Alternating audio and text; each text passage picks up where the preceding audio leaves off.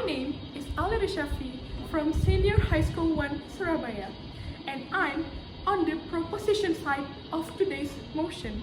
This house will give social service and skill training for gambling offenders rather than imprisonment. So let's be real for a second. Gambling addiction isn't always about someone being bad or a criminal. A lot of the time, it comes from poverty, stress, or just not having better chances at life. Now, if we just lock these people up, do those problems magically disappear? Obviously not. If anything, prison usually makes things harder for them to change. That's why I believe rehabilitation is the smarter choice. Through social services, offenders can learn discipline, responsibility, and even empathy for others. And with skill training, they gain real tools to survive, a proper job, a proper future.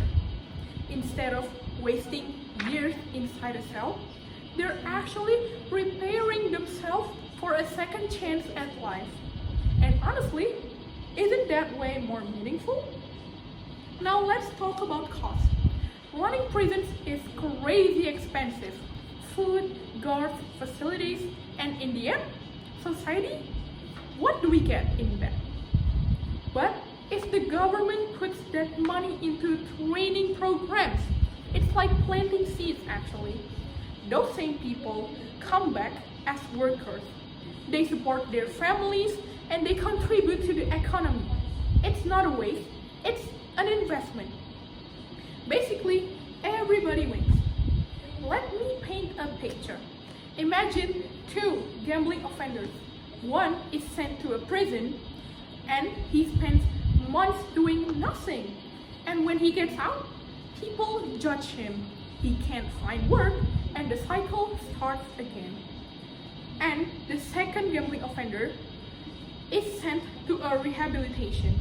He learns a trade, maybe carpentry, or even digital skills.